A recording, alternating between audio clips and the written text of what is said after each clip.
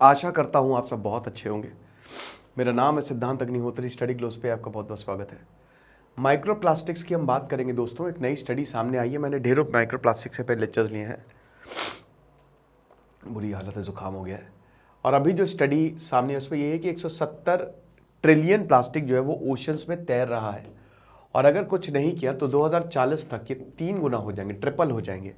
बड़ा डेंजरस है यार हिसाब किताब। इस में हम बात करेंगे तो 170 ट्रिलियन प्लास्टिक पार्टिकल्स, जो कि लगभग 2 million, 1 trillion equal to 1 lakh crore, तो आप उस हिसाब से जोड़ लीजिए। तो अब 2 मिलियन मीट्रिक टन जो है they are currently afloat in the oceans पूरी दुनिया में। और अगर जैसा कि हमने बताया 2040 तक ये 3 गुना ज़्यादा हो जाएंगे अगर कोई एक्शन नहीं लिया। अब आप देखिए कौन कितना वेस्ट फैलाता है इसमें। ऑस्ट्रेलिया सबसे आगे है क्योंकि ऑस्ट्रेलिया चारों तरफ से ओशन से घिरा है। फिर अमेरिका भाई कहाँ पीछे रहेगा। साउथ कोरिया, जापान, फ्रांस और भारत भी है। इंडिया भी आता है यहाँ पे, ठीक है ना। तो ये हिसाब किताब है। अब अगर हम बात करते हैं कि किस जर्नल में पब्लिश हुआ है तो PLOS 1 पीयर रिव्यूड स्टडी है। A growing plastic smog now estimated to be over 170 trillion plastics. Situation काफी ज्यादा खराब है। 2014 में सिर्फ और सिर्फ 5 ट्रिलियन प्लास्टिक था और आज ये 170 ट्रिलियन पे पहुंच गया है। ऐसा क्या कर दिया है कि 8 साल में 5 ट्रिलियन से 170 ट्रिलियन गया है। बुरी हालत, बहुत ही ज्यादा डिफिकल्ट है। एग्जैक्ट नंबर उस समय तो आप नहीं निकाल सकते थे, लेकिन अब हम निकाल सकते हैं क्योंकि वास्ट मेजॉरिटी कहां पे मिलता है, ये ओशंस में मिलता है। अब ये पूरी तरीके से ओशंस को डिसरप्ट करेंगे। ओशन से ये प्लास्टिक कौन, मछलियों को हम खाएंगे और हम जब खाएंगे तो हमको बीमारियां होंगी। हम सबको पता है कि प्लास्टिक पॉलीमर है, हम मर जाएंगे, दुनिया मर जाएगी, प्लास्टिक कभी खत्म नहीं होगा। ये डिसइंटीग्रेट होता ही नहीं है। ये बड़ा डेंजर, मतलब डिग्रेड होता ही नहीं है ये, ठीक है।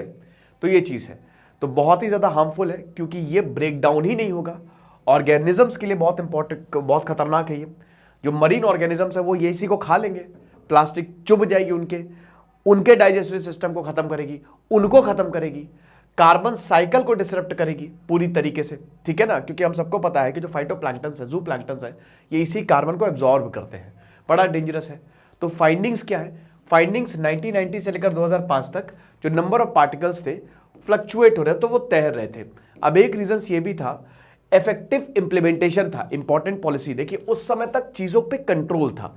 देशों को बोला था कि बेटा कुछ भी करना, प्लास्टिक यूज मत करना, और इतना प्लास्टिक का प्रचलन भी नहीं था। लेकिन हाल ही में दोस्तों 1990s के बाद में बहुत ज्यादा प्लास्टिक का प्रचलन बढ़ा है। बहुत सारी ऐसी ऑर्गेनाइजेशन थी जो इस पे नजर रखी हुई थी। लेकिन वही 2005 के बाद से मतलब लगभग 50 लाख टन के करीब नया प्लास्टिक जो है वो प्रोड्यूस होने लगा।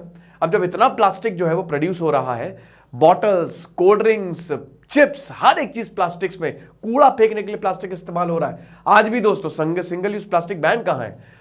तो ये अब आप बोलेंगे सर ये ओशंस कहां पहुंचता है? भाई ओशंस में भी भाई बड़ी बड़ी जो जर्नीज होती हैं, ठीक है। मान लो आप गए हो शिप पे, पिया पानी, फेंक दिया बॉटल। सबसे ज्यादा प्लास्टिक बॉटल्स हैं, आपको पता है, जो पानी की बॉटल्स होती हैं।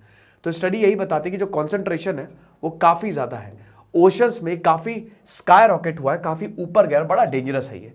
अब किस तरीके से ओशन और मरीन लाइफ को कैसे इंपैक्ट करता है हम सबको पता है। फाइटोप्लैंक्टन से लेकर, व्हेल से लेकर, डॉल्फिन से लेकर, जो भी इसको खाएगा या जो भी इसके संपर्क में आएगा वो गया, वो मर गया। और इन्हीं फाइटोप्लैंक्टन्स मतलब यही कार्बन साइकिल खत्म होगी, मतलब पोल्यूशन और ज्यादा बढ़ेगा। प्लस जो मछलियां हैं अगर वो खाएंगी तो उसको हम खाएंगे तो हमारे लंग्स में दिक्कत, हमारे लिवर में दिक्कत। प्लास्टिक आपकी पूरी बॉडी को ही टॉक्सिक बना देती है, बड़ा डेंजरस है ये। तो जो एरिक्सन है, जो को ऑथर्स हैं, वो यही बताते हैं कि जो इंजेक्शन है इस तरीके के पार्टिकल्स का, ये हर तरीके की प्रॉब्लम्स जो है वो क्रिएट करता है। हमारा इंटरनल सिस्टम पूरा डिसरप्ट हो जाता है। और इस तरीके से भाई प्लास्टिक गया, फूड चेन पूरी डिसरप्ट होगी, ये मछली खाएंगे, मछली से हम खाएंगे।